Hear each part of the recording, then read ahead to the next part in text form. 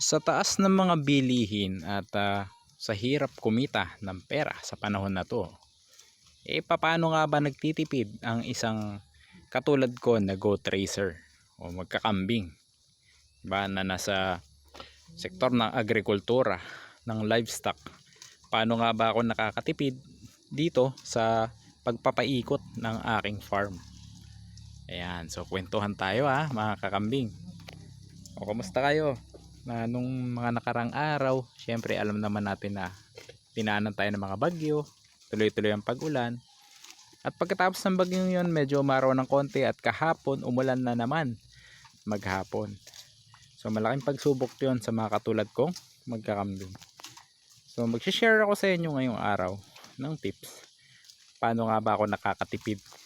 So makaka-relate dito, syempre karamihan yung mga magkakambing natin na manonood. Ayan, kasi kadalasan sa atin, ayan, pagkain ng kambing, lalo na sa mga small scale, ay mga damo at mga forage plants tulad ng kakawate, ipil-ipil, madre de agua, indigofera at mga napier. Marami pang iba. Ayan, so yon, sa mga panahong yon nakakatipid ang mga farmer dahil kinukumpay lang nila ito kung saan saan. Ayan, so dito kasi sa farm gumagamit ako ng feeds, pero matipid ba yon? Syempre hindi, kasi bibili ka ng feeds, di ba? Isang sako ay may brand na nasa 1.6, isang sako 50 kilograms. Meron naman mga brand na nasa 1.3 lang. Yan, so nandun muna ako sa brand na 1.3. Yan, dahil nagtitipid nga ako ngayon. Di ba? Tsaka kapag katulad ko na merong may lahing kambing, yan, tulad niya ni Mama Brown, to si Neneng Black, yan, tapos meron tayong barako na si Walter.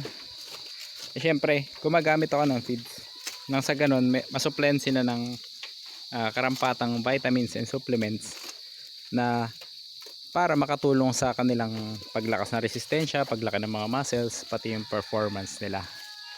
Yun nga lang, syempre hindi natin aaraw-arawin. So yun, kasi katanungan ng iba, madalas nilang katanungan kailangan po ba na i-feeds natin everyday? So hindi naman. So pagka meron naman ako available na pagkain, yan, tulad nito, nakakakumpay ako sa kanila, sapat na yon dahil nabibigyan ko sila ng iba't ibang klase mga damo at mga forage plants na mapagkukunan nila ng mga sustansya na kakailanganin nila sa araw na yon.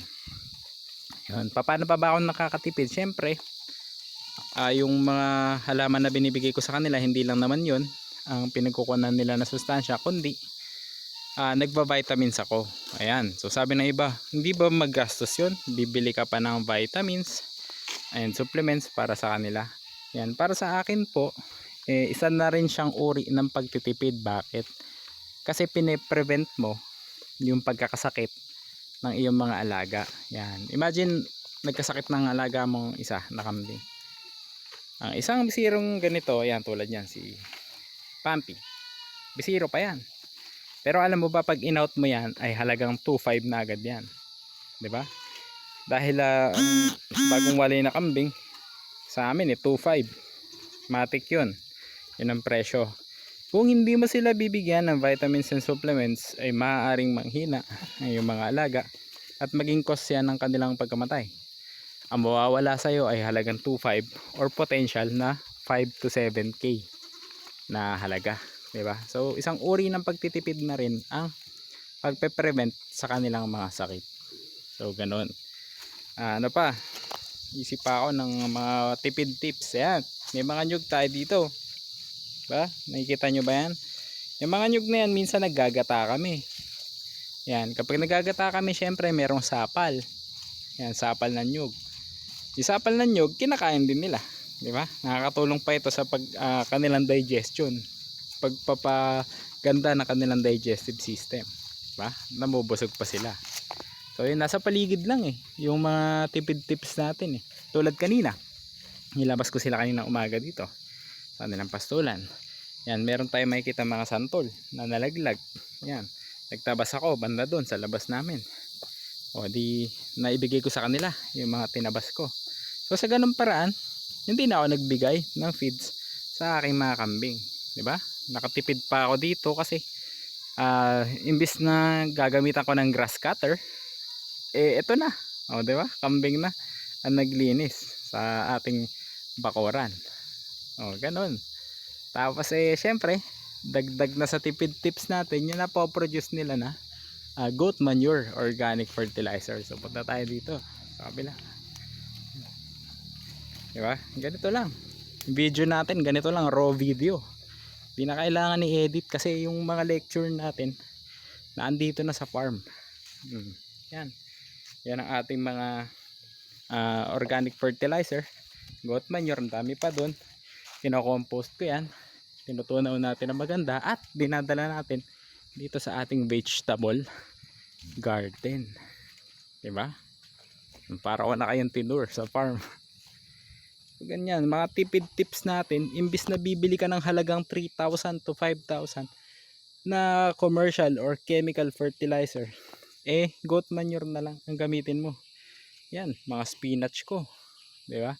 Mga luya, tapos may tumubo pa mga papaya, diba? Wala na yung sitaw ko dun tapos na siya pero ito, meron tayong mga sili, mga luya sa garden bed, meron tayong mga upland kangkong na harvest na yan. Yan pa yung mga siling pula, nasa labas, diba? So dun pa lang sa pagpapaikot ko ng mga resources dito sa farm, nakakatipid talaga ako ng malaki. Ayan, diba? Bumibili ba ako ng fertilizer para sa mga guyabano? Hindi. Kasi yung mga dumi ng kambing, yun ang ginagamit ko para sa kanila. Tapos yung mga dahon naman na mga sobra sa farm, tulad ng mga pinruning ko sa langka, yun naman ang ginagamit ko pandagdag sa pakain ng kambing, diba? So yung pagtitipid, ano yan nasa diskarte mo rin yan sa pagpapaikot mo. Kasi alam mo, kakambing, kung ikaw ay nag-alaga ka ng kambing, tapos sabi mo puro native, tapos binira mo ng hataw sa feeds di ba sayang? Kasi ang native na kambing ay siguro sagad ng babae nun nasa 25 kilograms lang. Yan, tulad nito pang out natin si Robin, di ba? Tsaka si May, yung mga pang out natin nasa 22 kilograms lang sila. So ang grower, kung gagamitan mo po sila ng grower, wala na, ano ka na dun, lugi ka na sa feeds mo, diba? So daanin mo sa mga damo kasi naman natural nilang pagkain talaga. Yan, ganyan po ang nagkakambing. At syempre bago ka mag-aalaga ng kambing, nood ka muna ng mga ganitong klaseng videos, diba? Mga konting tips sa pagkakambing.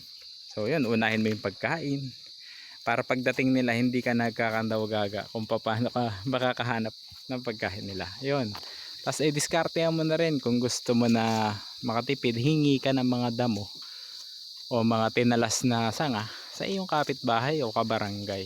Yun, ang pinakapuhunan mo lang doon is yung pagod mo, or kung gusto mo na meron kang alalay, di magkakuha ka ng labor na yung makakasama na magtatalas. Yun, siguro gastos ka ng 150 to 300 sa pagtatalas nyo. Yan.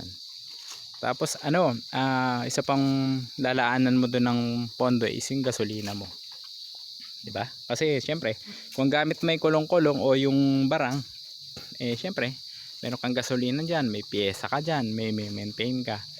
Yun, so gagamitin mo siya sa ayon lang doon sa kaya, o hindi naman yung haraba sa paggamit nang sa ganun makatipid ka, diba? So suggest ko rin talagang kabisado mo yung mga ginagamit mo sa farm upang maiwasan mo yung magastusan ka dahil sa mga repairs. Yan. So bago tayo magtapos, pasyal tayo dito sa mga bisiro ko na actually hindi na sila bisiro mga barako na sila kasi malalaki na sila Yan, nandun sila Yan, nakahiwalay na sila para kasi mga fattening ko na sila. Fattening yan, saka conditioning na kasi pwede na gawin mga barako yan sa ibang mga farm. At syempre pang na yan, pambenta, diba? Yan ating mga pambenta, naka-reserve na nga yung dalawa dyan at kukunin na lang dito nung isa nating kabarangay. Okay, so ganito ang kanilang pakainan, kita ko rin sa inyo. Para kahit papaano, kung hindi nyo pa napapanood yung ibang video, magkaroon kayo ng idea. Hello! O, yan. Meron din ako mga salt licks. Ayan, mapang-prevent ng mineral deficiency nila. Ayan. Pagka kasi nape-prevent mo yung mga sakit ng kambing o deficiency, nakakatipid ka talaga. Ayan, mga saging. O, tawa na saging, dahon na saging, bagin, at kung ano-ano pa. Bayan ating vegetable farm, meron tayo doon. Pwede nyo siyang mapanood sa iba pa nating mga videos. Okay, so sana yung mga sinabi ko, binanggit ko dito sa inyo, ay makatulong sa inyong pagkakambing. At galingan nyo, kung kayo mag-umpisa pa lamang, aralin nyo siya mabuti.